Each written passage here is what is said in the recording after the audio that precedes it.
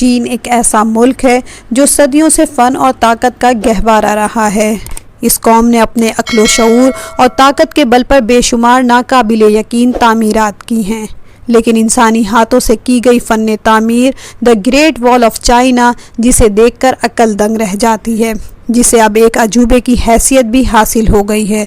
دوستو، کیا آپ جانتے ہیں کہ دیوار چین کب، کیوں اور کیسے تعمیر ہوئی؟ اس دیوار کو بنانے کا آخر مقصد کیا تھا؟ یہ دیوار the longest graveyard of the world کے نام سے کیوں مشہور ہے؟ کیا دیوار چین چاند سے بھی نظر آتی ہے؟ آئیے جانتے ہیں ان سب سوالات کے جوابات اس ویڈیو میں۔ ویڈیو کو اینڈ تک دیکھیے گا تاکہ دیوار چین سے متعلق تمام معلومات آپ جان سکیں۔ دوستو، اس عظیم دیوار کی تعمیر حضرت عیسیٰ علیہ السلام کی پیدائش کے 200 سال پہلے 7ویں صدی قبل مسیح میں ہوئی تھی، اور 18ویں صدی کے منگ خاندان کے دوران اس کی تعمیر مکمل ہوئی۔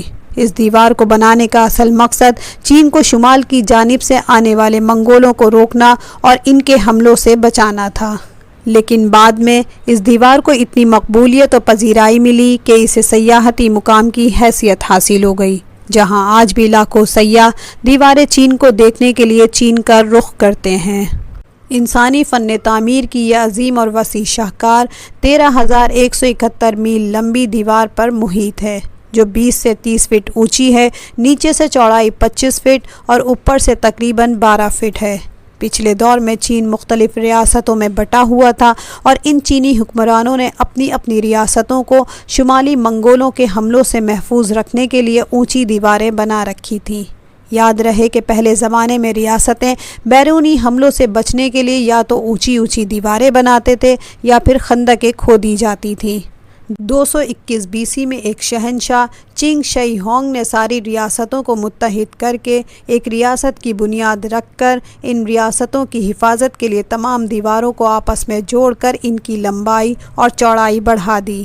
اسی لیے دیوار چین کوئی ایک دیوار نہیں بلکہ مختلف دیواروں کا مجموعہ ہے۔ کہا جاتا ہے کہ دیوار چین کی تعمیر میں لاکھوں لوگوں کی خدمات زبردستی اور طاقت کے زور پر لی گئی تھیں، جن میں اکثریت سزا یافتہ مجرموں، کسانوں اور وہاں کے رہائشیوں کو جبراً اس مہم کا حصہ بنایا گیا۔